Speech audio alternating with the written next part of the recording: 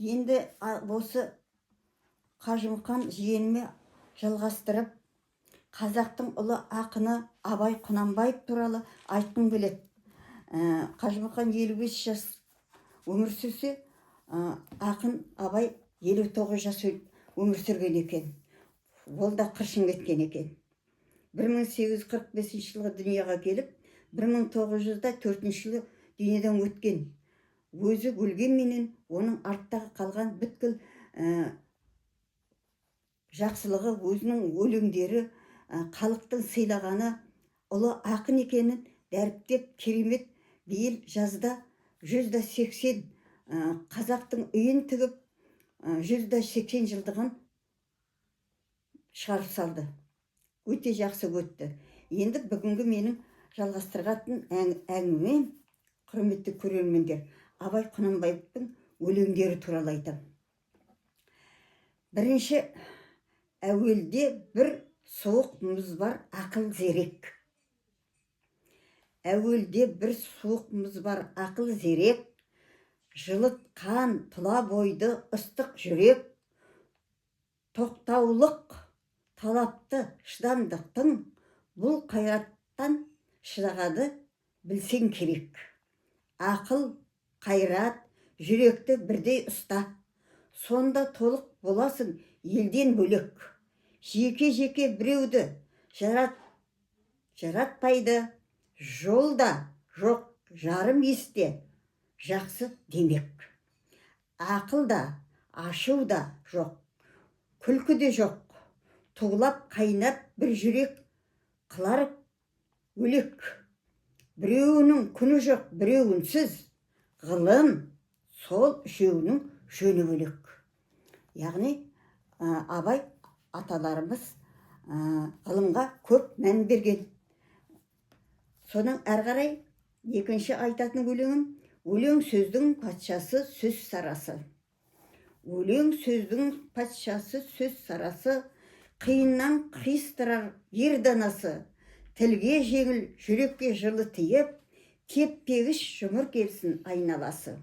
Бөтен сөзбен былғанса сөз арасы, ол ақынның білімсіз бейшарасы.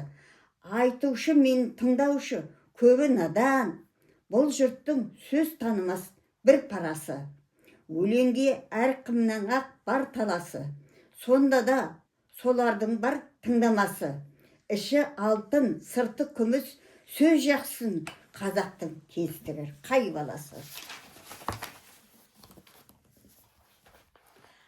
Ақын сөзге ынтасыз жұрт шабандап, көргенім ақ соған деп жүр табандап. Күлімсінген жеп кетер білімсіз көп, жіберсем өкпелеме көп жамандап. Ынсап, ұят, ар, намыс, сабыр талап, бұларды керек қылмас ешкім қалап. Терең ой, терең ғылым іздемейді, өтірік пен өсекті судай сабап дейді. Не көрдіңдер ме? Өсек пенен өтіріктен аулақ болайық. Әрі қарай туғанда дүние есігін ашады өлеңменен, өлеңмен жер қойныңа кірер денең, өмірде қызықтың бәрі өлеңменен, ойласаңшы бос қақпай елпең-селпең. Кәпір көздің дүниеге аран үлкен, алған сайын дүниеге тояр мекен. Қанша тірі жүрсе де өлген күні, өзге көзбен бірдей-ақ болады екен дейді. Ал енді Абайдың қара сөзіне жол беремін. Абайдың 10-шы қара сөзі. Бай дәулетті өмір сүргің келсе, ең әуел ғылым ізде. Өзің таба алмасаң, балаң тапсын. Ғылымсыз ақырет те жоқ, дүние де жоқ.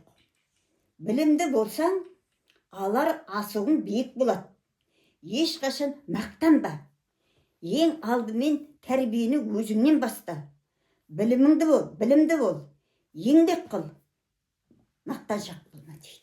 Яғни мақтаншақ деген ол жаман әдет екен. 38-ші қара сөзі. Қара сөз халыққа тәлім болған, қазақ елі абаймен мәлім болған. Кең даланың төсіне ақын ойы, күннің ыстық көзіндей қабылданған.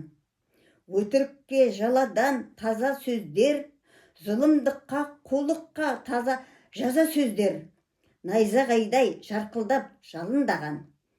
Іші сырты сәулелі қара сөздер. Махаббаттан сауыттың киген ұғым, мәңгі нұрдың түйінін түйген ұғым. Дүлейлікке қырғындай тиген ұғым, даналықты адамды сүйген ұғым. Кеше, бүгін, ертең суреттеген, өлеңді абайдың тілі жетпеген. Қара сөзден шабытап, шыңнан асып, алға озып барамын мың лекпенен дейді. Енді абай әрғарай былай дейді. Күллі адам баласын қор қылатын үш нәрсе бар дейді. Сол үш нәрседен қашыңдар дейді. Оның біреуі надандық, екінші еріншектік, үшіншісі зұлымдық. Надандық білім, ғылымның жоқтығы. Дүниеден еш нәрсені оларсыз біліп болмайды. Білімсіздік хайуандық болады дейді. Көрдіңдер ме? Білімсіздік хайуанға тең отыр. Екінші, еріншектік. Күллі дүниеден өнердің дұшпаны, талапсыздың, жігерсіздік, ұятсыздық, кедейлік бәрі осыдан туады дейді. Еріншектіктен. Көрдіңдер ме? Тағы бір рет айтып отайын. Талапсыздық, жігерсіздік, ұятсыздық, кедейлік бәрі осы еріншектен туады дейді. Үшінші, залымдық. Адам баласының дұшпаны. Адам баласына дұшпан болса, адамнан бөлінеді. Бірі жыртқыш хайуан қисабына қосылады дейді. Сонда адамдар өш алатын, кек алатын топқа жатады екен. Біреуі өш алатын, екіншісі кек алатын.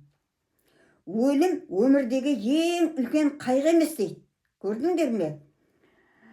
Ең үлкен қайғы өлмей тұрып, Аллаға деген қорқыныштың өліп қалуы дейді. Сондықтан да мына абайдың әрбір айтқан сөзі біздің абай атамыздың қандай адамға жағымды, қонымды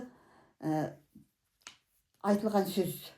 Соныменен ғылым, білім, жастар, білімді болыңдар, оқыңдар, жамандықтан аулақ болыңдар.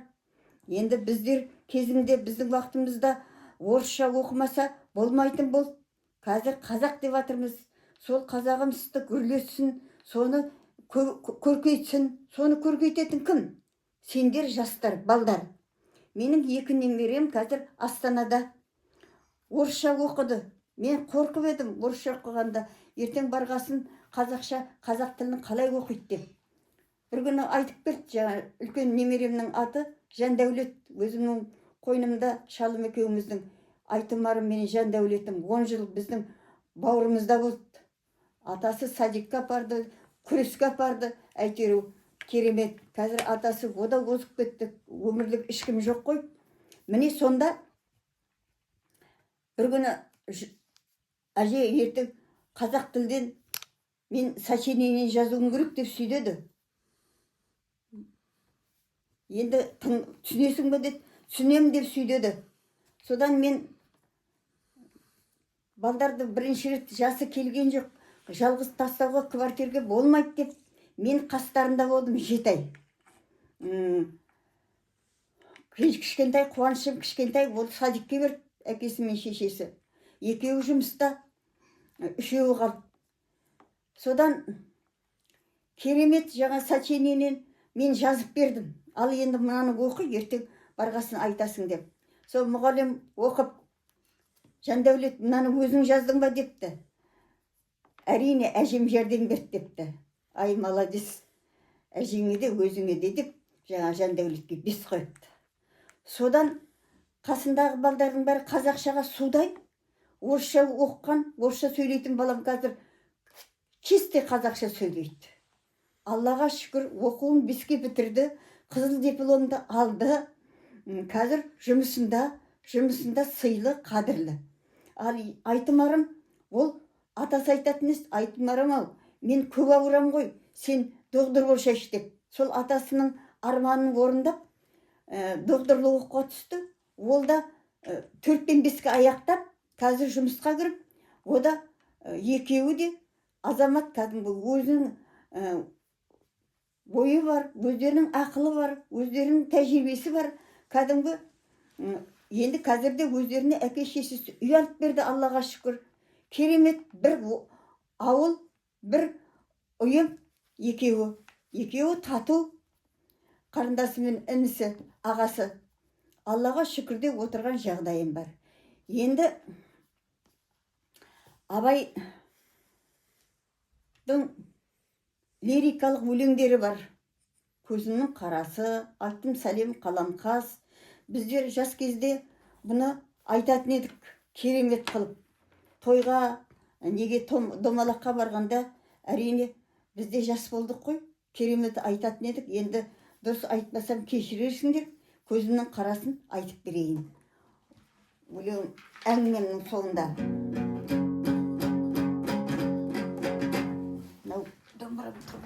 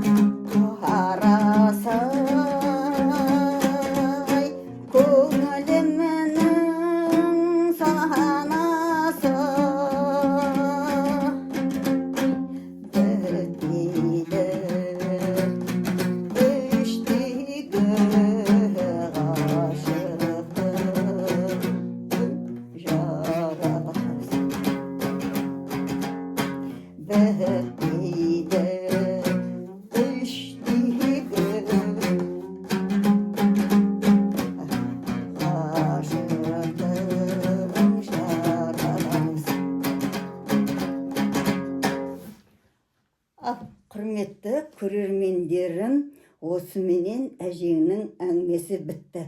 Бүгінгі әңгімем Қажымұқан жиенім туралы және ұлы Абай ақын туралы айттым.